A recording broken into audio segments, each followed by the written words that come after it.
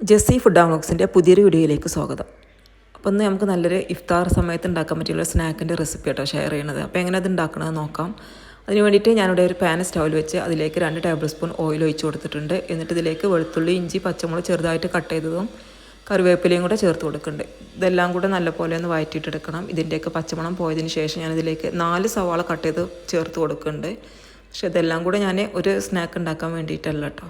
ഇതിന്ന് പകുതി എടുത്തിട്ട് ഞാൻ ഇന്നത്തേക്കുള്ള സ്നാക്ക് റെഡിയാക്കി എടുക്കണുള്ളൂ. അപ്പോൾ ഈ സവാളയും എല്ലാം നല്ലപോലെ വഴറ്റിയെടുക്കണം. അപ്പോൾ ഇതിലേക്ക് ആവശ്യത്തിനുള്ള ഉപ്പും ഗരം മസാലപ്പൊടി, കുരുമുളക് പൊടി, പിന്നെ കുറച്ച് മഞ്ഞൾപ്പൊടി കൂടി ചേർത്തിട്ട് നന്നായിട്ട് തന്നെ ഒന്ന് മിക്സാക്കി കൊടുക്കാം. സ്നാക്സ് ഒക്കെ ഉണ്ടാക്കുന്ന സമയത്ത് സവാള നല്ല വഴന്ന് കളർ ചേഞ്ച് ഒന്നും ആവേണ്ട ആവശ്യമില്ല കേട്ടോ. ഒന്ന് വഴന്ന് കിട്ടിയാൽ തന്നെ നമുക്ക് സ്റ്റവ് ഓഫ് ചെയ്ത് കൊടുക്കാം. പിന്നെ ഞാനിതിലേക്ക് കട്ട് ചെയ്ത് വെച്ചിട്ടുള്ള മല്ലിയിലയും കൂടെ ചേർത്ത് കൊടുക്കുന്നുണ്ട്. മല്ലിയില നമ്മളെപ്പോഴും ചേർത്ത് കൊടുക്കുമ്പോൾ ലാസ്റ്റ് ചേർത്ത് കൊടുക്കട്ടെ, എന്നാൽ അതിൻ്റെ സ്മെല്ല് നല്ലപോലെ കിട്ടുള്ളൂ. പിന്നെ ഇതിലേക്ക് ഞാൻ 3 ഉരുളക്കിഴങ്ങ് പുഴുങ്ങിയിട്ട് ഉടച്ചെടുത്തിട്ടുണ്ട്. അതും കൂടെ ഞാൻ ഈ സവാളയുടെ മിക്സിലേക്ക് ചേർത്ത് കൊടുക്കുന്നുണ്ട്. പിന്നെ ചിക്കന് ഉപ്പും കുരുമുളക് പൊടിയും മഞ്ഞൾപ്പൊടിയും കൂടെ ഇട്ടിട്ട് വേവിച്ചത് അത് ചെറുതായിട്ട് ക്രഷ് ചെയ്തിട്ട് അതും കൂടെ ഇതിലേക്ക് ചേർത്ത് കൊടുക്കുന്നുണ്ട്. എന്നിട്ട് കൈ വെച്ചിട്ട് നന്നായിട്ട് തന്നെ മിക്സാക്കി കൊടുക്കണം. നമ്മളെപ്പോഴും ഇങ്ങനെ ബോൾസോ ഒക്കെ ഉണ്ടാക്കുന്ന സമയത്ത് ഇങ്ങനെ ഉരുളക്കിഴങ്ങ് ആയിരിക്കണം കേട്ടോ കൂടുതലായിട്ടുള്ളത്. സവാള കൂടിപ്പോയാൽ ഇങ്ങനെ നമ്മൾ ബോൾസ് ആക്കുന്ന സമയത്ത് ഇങ്ങനെ ബോൾസായിട്ട് കിട്ടൂല.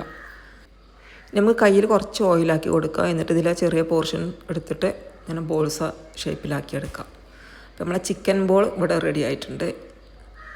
ഇനി എല്ലാം ഈ മാവ് വെച്ചിട്ടുള്ള മുഴുവനും ഞാൻ ഇങ്ങനെ ബോൾസ് ആക്കിയിട്ട് വെക്കണം കേട്ടോ ആദ്യം ചെയ്യണത്. എന്നിട്ട് പിന്നെ ഒരു ബൗളെടുത്ത് അതിലേക്ക് ഒരു കോഴിമുട്ടയും ഒരു 2 ടേബിൾ സ്പൂൺ അളവിൽ പാലും കൂടെ ചേർത്തിട്ട് നന്നായിട്ട് തന്നെ ഒന്ന് മിക്സാക്കി കൊടുക്കാം. എന്നിട്ട് നമ്മൾ റെഡിയാക്കി വെച്ചിട്ടുള്ള ഓരോ ബോൾസ് എടുത്തും പാലിൻ്റെയും മുട്ടൻ്റെയും മിക്സ് ഉണ്ടല്ലോ അതിലൊന്ന് ഡിപ്പ് ചെയ്യണം. എന്നിട്ട് പിന്നെ ബ്രെഡ് ക്രംസ് കൊണ്ട് കോട്ട് ചെയ്യുകയും ചെയ്യാം. അങ്ങനെ ഇനി മുഴുവനും നമുക്കിങ്ങനെ ബ്രെഡ് ക്രംസിൽ കോട്ട് ചെയ്തിട്ടെടുക്കാം. അതിന് ശേഷം നമുക്ക് ഓയിലിലേക്ക് ഇട്ടിട്ടൊന്ന് ഫ്രൈ ആക്കിയിട്ടെടുക്കണം. അങ്ങനെ ഞാൻ ഇതെല്ലാം അങ്ങനെ ബ്രെഡ് ക്രംസിൽ കോട്ട് ചെയ്ത് വെച്ചിട്ടുണ്ട്. എന്നിട്ട് ഒരു ചട്ടി സ്റ്റൗവിൽ വെച്ച് അതിലേക്ക് ഓയിൽ ഒഴിച്ച് കൊടുത്ത് നല്ലപോലെ ചൂടായതിന് ശേഷം വേണം നമ്മൾ റെഡിയാക്കി വെച്ചിട്ടുള്ള ബോൾസ് ഓരോന്നായിട്ട് ഇതിലേക്ക് ഇട്ടിട്ട് ഫ്രൈ ആക്കിയിട്ടെടുക്കാൻ. അങ്ങനെ ഇതിൻ്റെ ഒരു വശം റെഡിയായി കഴിഞ്ഞാൽ നമുക്ക് ഒന്ന് തിരിച്ചിട്ട് കൊടുക്കാം. അങ്ങനെ 2 വശം ഇങ്ങനെ ഒരു ഗോൾഡൻ കളറാണ് സമയം വരെ നമുക്ക് എണ്ണയിലിട്ടിട്ടൊന്ന് വറുത്ത് കോരിയെടുക്കാം. അങ്ങനെ നമ്മൾ ടേസ്റ്റി ആയിട്ടുള്ള ചിക്കൻ ബോൾ ഇവിടെ റെഡി ആയിട്ടുണ്ട്. എല്ലാവർക്കും എൻ്റെ വീഡിയോ ഇഷ്ടമായെന്ന് വിചാരിക്കുന്നു. ഇഷ്ടമെങ്കിൽ ലൈക്ക് ചെയ്യുക, ഷെയർ ചെയ്യുക.